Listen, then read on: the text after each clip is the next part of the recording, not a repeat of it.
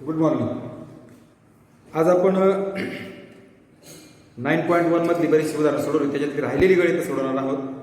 तत्पूर्वी page number 54वर दोन example होती की जी सॉल्युबल आहेत पण आपली डिस्कस करायची राहिली. त्यामध्ये पहिलं एक्झाम्पल बघा, अ शॉपकीपर डिसाइड. एक्झाम्पल समजून घेणं, अंडरस्टँड करणं फार महत्त्वाचं आहे. Shopkeeper decide to sell a certain item in a certain price. म्हणजे दुकानदार एक ठराविक वस्तू ठराविक दराने ठराविक किमतीने काही किमतीला विकायचे मनाशी ठरवतो. He marks the price of the item. तो काय करतो, मार्क म्हणजे आपण त्याला छापील किंमत म्हणतो. द आयटम बाय इन्क्रीजिंग म्हणजे वाढून द डिसाइडेड प्राइस बाय 30%. म्हणजे जी डिसाइडेड प्राइस होती त्याच्यापेक्षा 30% जास्त मार्क प्राइस करायची असं म्हणतो. वाक्य नीट वाचा. ही मार्क्स म्हणजे MP mark price of the item by increasing the decided price by 30. म्हणजे ती काय ठरवलेली किंमत होती त्याची त्याच्यापेक्षा 30% वाढून मार्क प्राइस करायची. आपण असं म्हणू, लेट डिसाइडेड प्राइस बी ₹X आणि ₹100 ₹100 मानू. याच्यावर 30%, 100वर 30 म्हणजे ₹30 ना. म्हणजे त्याचा अर्थ एमपी बरोबर 100 + 30. 30 का केला का? 30% म्हणजे 100वर 30. आता मुळात 100च आहे म्हणून 30 ने वाढली म्हणून ₹130. ही झाली एमपी. इन्क्रीज आहे म्हणून प्लस केला, डिक्रीज असतं तर मायनस केला असतं. म्हणजे त्यांनी एमपी ₹130 ठेवली असल्याचा अर्थ. व्हाईल सेलिंग द आयटम, जेव्हा विकायचंय तेव्हा ही ऑफर्स 20% डिस्काउंट. त्याने 20% डिस्काउंट ऑफर केला. 20% डिस्काउंटचा फॉर्म्युला डिस्काउंट बरोबर MP × discount percent. MP × discount PC. MP किती आता ₹130 आणि डिस्काउंट पर्सेंट सांगितलं 20%. म्हणून 20/100 ₹26 झाले. बघा काय झालं, 26 डिस्काउंट झाला. मग डिस्काउंट माहित झाला. एमपी म्हणजे तुम्हाला सेलिंग प्राइस क्लिअर म्हटलंय बघा. काय व्हाईल सेलिंग म्हणजे ते असं SP = MP minus discount. MP कुठं किती होती, एमपी ₹130 वजा डिस्काउंट 26 म्हणजे आला ₹104. म्हणजे एसपी आला ₹104. हा एसपी आला. मग ते काय विचारतात, find how many percent he gets more on decided price. मग त्यांना हाऊ मेनी पर्सेंट किती टक्के gate more on decided price. Decided price पेक्षा किती टक्के जास्त मिळाले. 100 होते, 104 होते. म्हणजे त्याचा अर्थ 104 मायनस 104 डिफरन्स फरक. म्हणजे SP greater than decided price म्हणजे एसपी मोठी आहे, जास्त मिळाले त्याला. हाऊ मेनी पर्सेंट 100वर येते, 100चे 104 झाले म्हणजे 4%. म्हणजे how many percent 4% he get more on decided. मग उत्तर लिहिणार 4%. काय 4% he get more on the decided price. That is the answer. किती सरळ गणित होतं बघा. फक्त मी काय केलं, त्यांनी सांगितलं की mark price he increases the decided price by 30%. म्हणून मी डिसाइडेड प्राइस मी 100 म्हटलं. 30% जास्त म्हणजे 100वर 30 आहे. 100वर 30 म्हणजे 130 ही झाली मार्क प्राइस. त्याच्यावर त्याने 20% डिस्काउंट दिला म्हणून डिस्काउंट बरोबर एमपी × डिस्काउंट पर्सेंट. मला डिस्काउंट मिळाला. मग आता ती विकायची ती ना, व्हाईल ऑन सेलिंग म्हणलं त्यांनी. व्हाईल सेलिंग द आयटम म्हणून एसपी = एमपी मायनस डिस्काउंट. ठीक आहे, हेच फॉर्म्युला येतो बघा, एसपी डिस्काउंट आणि मग एसपी आलं 104. आता ते विचारतायत how many percent he gets more on decided price. तर मग 104 मिळाले, 100वर 104 मिळाले म्हणजे डिफरन्स कितीचा आहे, 4चा म्हणजे 4%. 100वर 4 येते. 5वं गणित पहा. On a certain item. आपण आधी गणित वाचूया, गणित समजून घेऊया. सोपं गणित बघा हे पण. असं काय विशेष नव्हतं त्याच्यामध्ये. समजून अंडरस्टँडिंग फार महत्वाची आहे. पुन्हा पुन्हा तेच सांगतोय मी. ऑन अ सर्टन आयटम बघा म्हणजे एका वस्तूवर म्हणूयात शॉपकीपर गिव्ह 8% डिस्काउंट, म्हणजे डिस्काउंट पर्सेंट दिले बघा, बरोबर, to the customer and still he get 50% profit, आणि प्रॉफिट पण दिलाय 50%, 15%. If the mark price of the item is, mark price पण दिले 1750 रुपये. Then what is the cost price of the item for the shopkeeper. Cost price म्हणजे cost म्हणजे खरेदी किंमत, ग्राहकाला खरेदी किंमत म्हणजे PSP झाली. दुकानदार ग्राहकाला विकतो म्हणजे ग्राहकाची ती कॉस्ट प्राइस झाली, आणि दुकानदाराची ती सेलिंग प्राइस झाली. That means you have to find SP, formula SP चा, बरोबर. मग आता या ठिकाणी आपण काय करणार, आता नीट पहा, गणित फारसं अवघड नक्कीच नाही. आता या ठिकाणी MP किती आहे बघा 1750, आणि डिस्काउंट PC आहे. MP माहिती आहे आणि डिस्काउंट PC म्हणजे तुम्हाला डिस्काउंट काढता येईल, म्हणजे डिस्काउंट बरोबर MP to discount PC 1750, discount PC 8%. 1750 गुणिले 8/100, 1 असाच, 8×5 40, 8×7 = 60, 8×1 = 14, आणि खाली 100 तसेच 2 शून्य गेले, 140 रुपये. हा काय झाला डिस्काउंट. डिस्काउंट 140 आहे, म्हणजे MP मधून डिस्काउंट गेलं, सेलिंग प्राइस होईल बघा. सेलिंग प्राइस बरोबर, आता MP मायनस SP करता येईल का तुम्हाला बघा. मग काय होईल, MP मायनस डिस्काउंट. MP किती होती 1750 वजा 140, 1750 मधून 140 गेले, 0, 1, 6 आणि 10, म्हणजे किती रुपये होईल 1610 रुपये होईल. म्हणजे एवढा डिस्काउंट दिला 8%, तर ती सेलिंग कॉस्ट जी होती ती 1610 होते बघा. पण आपल्याला काय विचारलं Deepa, then what is the cost price of the item for the shopkeeper, बरोबर आहे का. मग आता ही 1610 झाली सेलिंग प्राइस, प्रॉफिट 15% प्रॉफिट. ह्या सेलिंग प्राइस वर त्याला 1610 ला जरी वस्तू विकली, दुकानदाराने 1610 ला विकली, म्हणजे त्याला 15% प्रॉफिट होतो आमचा. म्हणजे त्याची कॉस्ट प्राइस जर आपल्याला कॉस्ट प्राइस काढायची, मग cost price is equal to 100. Then बघा आपण कॉस्ट प्राइस 100 मानू. मग जर कॉस्ट प्राइस 100 असेल, बरोबर आहे, तर प्रॉफिट त्या 100 वर प्रॉफिट 15 रुपये होतो, म्हणजे 115 रुपये काय झालं विकलं ना त्याने.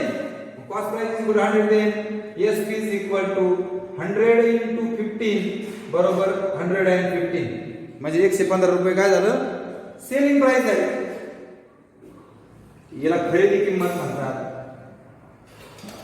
याला विक्री किंमत म्हणतात, बरोबर आहे का. सध्या विक्री किंमत आली 1610 रुपये, पण त्याला 15% काय म्हणते प्रॉफिट मिळतो, असं ते क्लिअर कट म्हणतायत. काय म्हणतात ते, and still he get 50% profit, 15% नफा मिळतो. तर what is the cost price of the item, तर त्याला कॉस्ट प्राइस किती होईल. मग आपण काय केलं, खरेदी किंमत जर 100 रुपये असेल तर विक्री किंमत 100 वर त्याला 15 रुपये नफा झाला, म्हणून विक्री किंमत झाली 115 रुपये. मग if selling price X rupees, आता सेलिंग प्राइस X मानू, तेव्हा SP ला किती रुपये SP आहे कळलं का. इट इज डायरेक्ट व्हेरिएशन, त्यामुळे तिथं गुणाकार करतोय. 100 गुणिले 1610 आणि X गुणिले 115 गुणिले 115 भागिले होईल 100 गुणिले 1610 भागिले 115. आता या ठिकाणी आपल्याला 115 आणि 1610 भागायचं आहे बघा. 115 115 11 5 गेले 6 5 11 15 4 0 आणि 0. 115 4 ने गुणा 4 5 20 4 2 6 460 येते बघा. म्हणजे 115 115 4 100 गुणिले 4 400 रुपीज ही झाली कॉस्ट प्राइस, बरोबर आहे का? सॉरी 400 नाही, सॉरी 14 आले नाही. सो मग उत्तर लिहिणार cost price of the item, खरेदी किंमत त्या कॉस्ट, त्याला 15% नफा झाला. दुकानदाराची ही जरी छापील किंमत असते MP 1750, पण त्याने सूट दिलेली असते ना, म्हणजे त्यांनी 1610 रुपयाला विकायचं ठरवलंय. पण त्या ठिकाणी त्याला त्याची मूळ म्हणजे त्या वस्तूची जी कॉस्ट प्राइस आहे त्या आयटमची ती किती रुपये आहे ते आपल्याला विचारलेलं आहे. तर ती 1400 रुपये आहे, कारण ती 15% विकली आहे. म्हणजे जरी छापील किंमत 1750 असती होती, पण त्याने ती 15% नफ्याने विकली सूट देऊन, म्हणजे 8% सूट देऊन ती इतकी किंमत होती आणि त्याच्या तरी त्याला 15% नफा झाला. म्हणजे त्याला ती केवढ्याला पडली होती कॉस्ट प्राइस? तर त्याला ती 1400 रुपयाला पडली होती. पुन्हा एकदा या गणितामध्ये पहा, on certain item shopkeeper gives 8% discount PC and still he get, तरी त्याला 15% नफा झाला. म्हणजे त्याने 8% डिस्काउंट, म्हणजे एक वस्तूवर दुकानदार 8% काय देतो? डिस्काउंट देतो, म्हणजे सूट देतो, तरी त्याला 15% नफा होतो. If the mark price 1750, mark price हे डिस्काउंट आहे म्हणून मी लगेच डिस्काउंटचा फॉर्म्युला वापरला. डिस्काउंट मिळाला म्हणजे मी लगेच मार्क प्राइस डिस्काउंट म्हणजे SP चा फॉर्म्युला वापरला. म्हणजे त्याची विक्री किंमत 1610 रुपये असायला पाहिजे होती. परंतु 1610 रुपयाला त्याने ती विकली वस्तू, पण त्या दुकानदाराला ती केवढ्याला पडली? SP किती, सॉरी CP किती कॉस्ट प्राइस, त्या वस्तूची खरेदी किंमत किती होती? मग आपण CP बरोबर 100, देन प्रॉफिट 1000 रुपये झालेला आहे, म्हणून SP बरोबर 100 + 15 115 आणि CP = X आता काढायची आपल्याला. आणि जेव्हा SP किती आहे? 1610, क्रॉस म्हणजे 100 गुणिले 1610 बरोबर X गुणिले 115, ते सोडवलं तर उत्तर आलं 1400. या ठिकाणी आपली पान नंबर 54 वरची 2 गणितं झाली बघा. आता आपली 9.1 मधली पण 2 गणितं राहिली. पहिली 5 गणितं आपली झाली आहेत. आय थिंक 6 झाली, 6. 7वं बघा, आफ्टर त्याच्यामध्ये कृतीपत्रिका आहे, याच ठिकाणी आपल्याला ते भरायचं आहे. त्यामुळे आता मी तिथे सांगतो बघा भरायला, नीट लक्ष द्या. गणित आधी आता गणित समजून घ्या, थोडेसे अवघड गणित आहेत, त्यामुळे गणित समजून घ्या. आफ्टर हे बघा, after offering discount PC 10% on mark price, customer get total discount पण दिलाय 17 rupees. Find the cost price for the customer. Cost price for कस्टमरची कॉस्ट प्राइस म्हणजे दुकानदाराची सेलिंग प्राइस होते बघा. म्हणजे तुम्हाला सेलिंग प्राइस काढायची आहे. Fill in the following appropriate box. Okay, suppose त्यांनी सोडून दिलेले मार्क प्राइस तुम्हाला 100 मान्य आहे. Mark price = 100 rupees. Discount PC आहे, म्हणजे तुम्ही डिस्काउंट काढू शकता. म्हणजे डिस्काउंट बरोबर MP * डिस्काउंट %, 100 * 10/100 म्हणजे 10 रुपये डिस्काउंट झाला. म्हणजे त्याचा सेलिंग प्राइस किती झाली? Selling price = MP - discount. MP आपण 100 रुपये मानले, डिस्काउंट 10 म्हणजे SP 90 रुपये आहे. कॉमन सेन्स, म्हणजे मी एवढे कॅल्क्युलेशन केला. त्यांची रिकामी जागा बघा. For customer that item cost, therefore म्हणजे कस्टमरला ती केवढ्याला पडलं? जर 10% 100वर 10%, आता मार्क प्राइस 100 मानली म्हणजे 10 रुपये डिस्काउंट झाला. डिस्काउंट गेला वजा, डिस्काउंट MP 100 डिस्काउंट 10 म्हणजे 90 रुपयाला पडली. SP केवढ्याला पडली? त्याला सेलिंग प्राइस किती? मग किती येईल बघा, 100 पहिल्या चौकटीत 100 - 10 = 90 रुपीज. हेच व्हेन द डिस्काउंट इज, आता डिस्काउंट किती आहे? 10 रुपये आला. डिस्काउंट किती आला? 10 रुपये. देन SP किती आली? 90 आली. डिस्काउंट 10 आहे बघा, पहिल्या चौकटीत 10 म्हणून SP डिस्काउंट 10 म्हणून SP 90 ही पहिली चौकट झाली, दुसरी चौकट झाली. आणि त्याच्या खाली सपोज डिस्काउंट इज आता 17 आहे बघा डिस्काउंट, आणि देन ही किती आहे? X. आता त्यांनी काय केलं माहिती का? X आपण चौकट लिहिली असं आहे. X आपण 90 आहे बघा.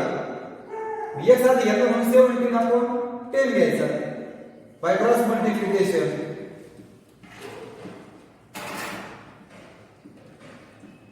गुणिले 10 भागिले झाला 9 9 7 63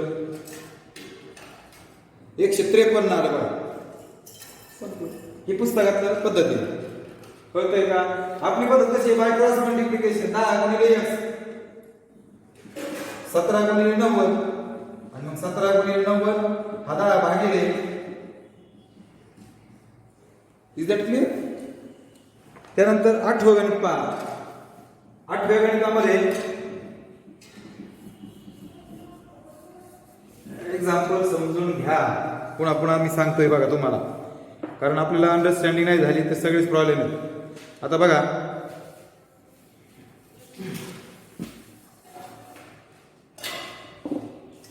हा शॉपकीपर. आता सेम गणित झाले बघा आपलं. आठवण चौथ्या गणितासारखं इकडच्या. Shopkeeper decide to sell a certain item at the certain price. म्हणजे एक वस्तू ठराविक किमतीने विकायचं ठरवलं त्याने. He takes the price on the item. त्याच्यावर टॅग म्हणजे लावणे, म्हणजे मार्क प्राइस म्हणतो आपण त्याला. By increasing the decided price by 25%. म्हणजे परत डिसाइडेड प्राइस याच्या 25% मार्क प्राइस आहे. लेट डिसाइडेड प्राइस बी ₹100 आणि मग मार्क प्राइस 100वर किती टक्के वाढून म्हणलं ते 25. मगाशी 30 होतं बघा. 100वर 25 म्हणजे ₹125 झाली mark price. While selling the item, विकताना ही ऑफर्स 20% डिस्काउंट. म्हणजे डिस्काउंट पीसी 20% आहे. आपल्याकडे डिस्काउंटचा फॉर्म्युला आहे. म्हणजे डिस्काउंट बरोबर MP into discount PC. MP किती 125 आहे. डिस्काउंट पीसी किती आहे 20 आहे. 20/100 125 गुणिले 250. हा डिस्काउंट माहित झाला. एमपी तो डिस्काउंट केला एसपी मिळतो. मग एसपी बरोबर discount minus MP minus discount. MP किती आहे 125 आहे बघा. डिस्काउंट किती आला 25. म्हणजे ती वस्तू त्यांनी 100 रुपयाला विकली. Find how many more or less percent. More or less percent he get on decided price. Decided price 100 होती. त्याची सेलिंग प्राइस पण 100च आहे. 100 रुपयाला ठरवली त्यांनी ती वस्तू विकायची. 100 रुपयालाच विकली. तिची किंमत डिसाइड केली ती 100, विकली ती 100ला. म्हणजे त्याचा डिफरन्स किती झाला?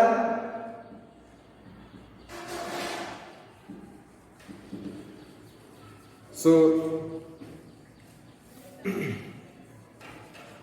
नो लॉस और नो प्रॉफिट. कळलं का नाही? अशा पद्धतीने बघा सेम गणित आहे बघा. हे 54 पारावाचं 4थं गणित समजून दिलं ना अगदी तसंच. आता यानंतर आपल्याला आणखी एक कन्सेप्ट महत्वाची पाहायची. पहा ती कन्सेप्ट काय आहे बघा. कमिशन.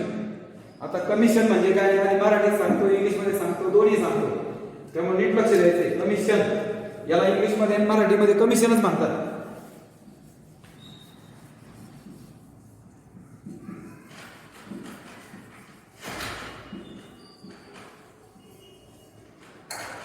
बघा आता एखाद्या वस्तूचं उत्पादन करायचं असेल, उत्पादन करणारी कंपनी असेल, तिला ती कंपनी आपला माल स्वतः विकू शकत नाही. कंपनीला माल विकायचा आहे बघा, आणि मग ती कंपनी काय स्वतः कुठे जाणार माल विकायला? मग ती काय करते, काही लोकांची किंवा संस्थेची नेमणूक करते. त्यांना सांगते तुम्ही आमचा माल विका, आणि त्या बदल्यात त्या व्यक्तीला किंवा त्या संस्थेला ठराविक रक्कम देते. मग ती जी व्यक्ती आहे ती व्यक्ती तिला म्हणायचं कमिशन एजंट, आणि तिला जी रक्कम दिली जाते त्याला म्हणायचं कमिशन. परत पहा, एखादी कंपनी आपला माल स्वतः विकू शकत नाही, मग ती विकण्यासाठी ती संस्थेची किंवा व्यक्तीची नेमणूक करते, आणि त्या व्यक्तीला किंवा संस्थेला जी रक्कम दिली जाते त्याला कमिशन म्हणतात, कमिशन म्हणतात, आणि ती व्यक्ती किंवा संस्थेला कमिशन एजंट म्हणतात. एजंट मध्यस्थ, बरोबर आहे का? जर तुम्ही काही आता बैलाचा बाजार असेल, म्हणजे आता हे जे कमिशन असते, पुस्तक असेल, साबण असेल, कापड असेल, याच्यावर त्या व्यक्तीला जो मोबदला ते विकल्याबद्दल त्या व्यक्तीला जो मोबदला दिला जातो त्याला कमिशन म्हणतात. आणि त्या व्यक्तीला म्हणतात, असं काम करणाऱ्या व्यक्तीला कमिशन एजंट म्हणतात. आता कमिशन हे नेहमी टक्क्यामध्ये दिलं जातं, पर्सेंटमध्ये दिलं जातं. आधी मी मराठीत सांगते बघा. आणि कमिशनचे दर वेगवेगळे पण असू शकतात. आता जमीन आहे, तुम्ही आपण पाहतो खेडगावमध्ये प्लॉट विकतात पहा. प्लॉट विकताना काय त्याच्यामध्ये एजंट असतो. तो एजंट काय करतो, विकणारा आणि घेणारा, बायर अँड सेलर दोघांची गाठ घालून देतो. आता मला घर विकायचंय, तुम्हाला माहिती आहे का? नाहीये. तुम्हाला घ्यायचंय, तुम्ही घेणार आहेत, मी विकणार आहे. मग मला माहित नाही तुम्हाला घ्यायचं, तुम्हाला माहित नाही मला विकायचंय. मग अशा दोघांची गाठ घालून देतो आणि दोघांकडूनही कमिशन घेतो. त्याला कमिशन एजंट म्हणतात. तो घेणाऱ्याकडून आणि देणाऱ्याकडून असं काही व्यवहारामध्ये तो दोन्हीकडून पण कमिशन घेत असतो. मग आपण जे कमिशन देतोय ते झालं कमिशन, आणि ज्याला देतोय तो झाला कमिशन एजंट. अलग अलग लक्षात. किंवा त्याला दलाल सुद्धा म्हणतात मराठीमध्ये. मराठीत त्याला दलाल म्हणतात किंवा मध्यस्थ पण म्हणतात. दलाल म्हणा, मध्यस्थ म्हणा किंवा कमिशन एजंट म्हणा. आता जेव्हा आता मी घर विकतोय म्हणजे सेलिंग प्राइस, माझी सेलिंग प्राइस काय आहे की माझं घर मला विकायचंय. माझ्या घराच्या किमतीमधून मला समजा 5 लाखाला घर विकलंय, 5 लाखाला विकलंय, त्याच्यातून मला कमिशन समजा 50,000 द्यावे लागले. 5 लाख वजा 50,000 म्हणजे मला 4.5 लाखच मिळाले. म्हणजे सेलिंग प्राइस करताना, सेलिंग प्राइस मला घर विकायचंय म्हणजेच मी जेव्हा विकतोय सेलिंग प्राइस एसपी बरोबर जी काय त्याची प्लॉटची किंमत होती मूळ प्राइस, त्याला एमपी म्हणतो, त्याच्यातून कमिशन वजा करतात. म्हणजे एसपी बरोबर एमपी मायनस कमिशन असतं. आता तुम्ही घर घेणार आहात, समजा मी तुम्हाला घर विकलंय, तुम्ही ते घेतलंय, तुम्ही घेतल्यानंतर माझे तुम्हाला 5 लाख द्यावे लागतीलच, पण प्लस त्या एजंटला 50,000 कमिशन द्यावं लागेल. माझे 5 लाख म्हणजे त्याची झाली मूळ किंमत म्हणजे एमपी, आणि 50,000 झालं त्याचं कमिशन, म्हणजे एमपी अधिक कमिशन ही झाली तुमची खरेदी किंमत, बॉट प्राइस. तुम्ही ते विकत घेतलं ना, सो बॉट प्राइस कशी असते, एमपी प्लस कमिशन. नीट लक्ष द्या, फार महत्वाचं आहे. पुन्हा सांगतो, पुन्हा तेच उदाहरण देतो. माझा प्लॉट आहे 5 लाखाला, घर नाही आता प्लॉट आहे, 5 लाखाला विकायचं आहे. तुम्हाला एजंटने सांगितलं सरांना विकायचं आहे, तुम्हाला घ्यायचं आहे. मग तुम्ही काय केलं, तुम्ही आणि मी दोघं एकत्र त्या एजंटने आणले. मग आता 5 लाखाला मी विकतोय प्लॉट, त्याच्यावर समजा 2% कमिशन ठरलं. 5 लाखाचं 2% म्हणजे 10,000 रुपये. बघा 5वर 5 शून्य असते, 1 3 4 5 आणि 2%, 2 शून्य कॅन्सल, 5 दुने 10 आणि 3 शून्य म्हणजे 10,000 रुपये त्याचं कमिशन झालं 5 लाखाच्या प्लॉटचं. मग मी तो प्लॉट विकला, 5 लाख रुपये मला मिळाले, पण त्यातले 10,000 मला कोणाला द्यावे लागले, एजंटला. करेक्ट. 5 लाखातून 10,000 वजा झाले म्हणजे मला 4,90,000 घर पडलं. म्हणजे माझी जी किंमत होती प्लॉटची मूळ किंमत, तिला एमपी म्हणतो मी सध्या, ते एमपी मधनं कमिशन वजा झालं, एमपीतून कमिशन वजा झालं, आणि मग मी विकला म्हणजे माझी सेलिंग प्राइस झाली, घर विकली, माझी विक्री किंमत झाली 4,90,000. त्याच वेळेस तुम्ही काय केलं, तुम्ही प्लॉट घेतला 5 लाखाला घेतला म्हणजे तुम्हाला 5 लाख द्यावे लागलेच, बरोबर. वरून तुम्हाला 10,000 जे कमिशन होतं ते एजंटला द्यावं लागलं. म्हणजे तुम्ही 5 लाख मला दिले, 10,000 एजंटला दिले. मग 5 लाख आणि 10,000 म्हणजे 5,10,000 तुम्हाला लागले. मग 5 लाख म्हणजे त्याची मूळ किंमत एमपी आणि एजंटला दिलेलं कमिशन, दोन्हींची बेरीज म्हणजे तुम्ही ते विकत घेतलं म्हणून बॉट, विकत घेणे म्हणजे बॉट प्राइस काय झाली, एमपी प्लस कमिशन. आणि एसपी काय असते, एमपी मायनस कमिशन असते. ह्या 2 घटना लक्षात ठेवा, व्हेरी इम्पॉर्टंट फॉर अस. आता लक्षात आला असेल. बाकी बघा, हा जो फॉर्म्युला आहे डिस्काउंट, त्याच्याऐवजी कमिशन शब्द वापरला. एमपीचं एमपीच राहू द्या, त्या प्लॉटची किंमत किंवा वस्तूची किंमत, आणि गुणिले डिस्काउंट टीसी आहे, त्याच्याऐवजी फक्त कमिशन. हे सूत्र आहे बघा, डिस्काउंट शब्दाच्या ऐवजी कमिशन शब्द, commission is equal to MP to commission TC. ते सूत्र आपण आता वापरणार आहोत. आणि एसपी बरोबर एमपी मायनस डिस्काउंटच्या ऐवजी कमिशन. हे दोन सूत्र हेच आहेत बघा, फक्त डिस्काउंट शब्दाऐवजी कमिशन शब्द वापरला. मला असं वाटतं तुम्हाला या ठिकाणी हे समजलं असेल. त्याचप्रमाणे भाजीपाला, धान्य, भाजीपाला तुम्ही मार्केटमध्ये जर कधी गेला असेल, भाजीपाला मार्केटमध्ये, तर त्या ठिकाणी शेतकऱ्याचा जो माल आहे, फळं फुलं धान्य भाजीपाला एका मध्यस्थामार्फत विकला जातो. त्यांना आडत्या म्हणतात. आडत्या ते पण कमिशन एजंटच असतात, त्याला आडत्या म्हणतात किंवा दलाल म्हणतात. आणि मग त्यांना जी काही दलाली, त्यांना जी रक्कम दिली जाते तिला आडत किंवा दलाली असं म्हटलं जातं. आलं का लक्षात? म्हणजेच तो काय करतो, विकणाऱ्याकडून आणि ज्याच्याकडून घेतो, ज्याचा माल विकतो त्याच्याकडून बी घेतो आणि जो माल खरेदी करतो त्याच्याकडून पण घेतो. म्हणजे ज्याला विकतो ना तो आडत्या काय करतो, या शेतकऱ्याचा माल घेऊन व्यापाऱ्याला विकतो. मग तो याचा माल घेताना शेतकऱ्याकडून आडत घेतो आणि ज्याला विकतो त्याच्याकडून पण आडत घेतो. म्हणजे दोन टाईम, जसं एजंटचं त्यांना सांगितलं प्लॉट विक्री, तसंच सेम. आणि आणखी एक कन्सेप्ट आहे रिबेट. REBATE